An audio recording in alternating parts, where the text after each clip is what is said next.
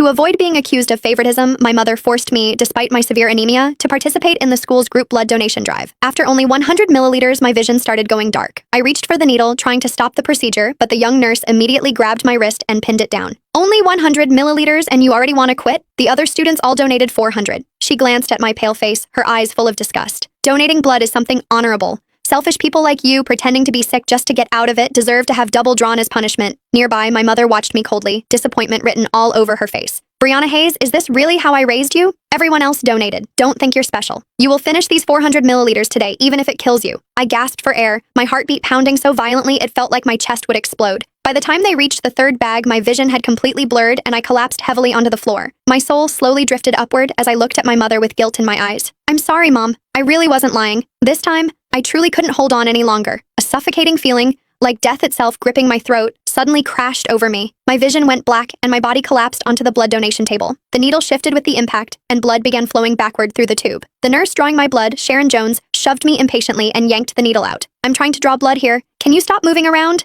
Now I have to stick you again. When I did not respond, a flash of disgust crossed her face. She gripped the needle and drove it hard into my arm. Oops, missed the vein.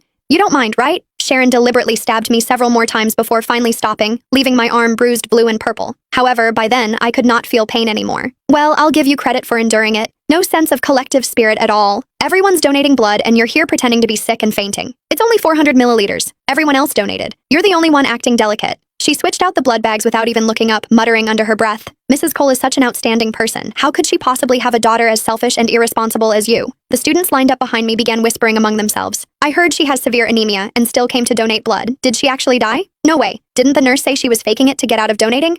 Besides, Mrs. Cole dotes on her so much. If something had really happened, would she still be standing there acting so calm? As they talked, the looks they gave me became even more contemptuous. I floated in midair, panicked, turning desperately toward my mother. Her brows were tightly furrowed as she stared at me with disappointment and disgust. Brianna Hayes, stop pretending already. All your classmates are watching. Get up this instant. However, I remained motionless. Sharon paused, her hand still pressing against my arm, then sighed toward my mother. Mrs. Cole, if she refuses to cooperate like this, should we even continue drawing blood? We've only taken 100 milliliters so far. The other students all donated 400 and none of them made such a huge fuss. She even threatened me earlier, saying she's the director's daughter and demanded I record other students' donations under her name. Otherwise, she'd report me to the hospital. Maybe we should just forget about taking her blood this time. Instinctively, I tried to explain. However, no sound came out. My mother's face darkened. She suddenly drove her foot hard into my lower back. My body was already limp. The kick sent me crashing heavily onto the floor. You've truly disappointed me. Since when did you learn to bully people with your status? How did I end up raising a daughter like you? I lay motionless on the ground. Trembling with rage, my mother stepped forward and stomped hard on my wrist.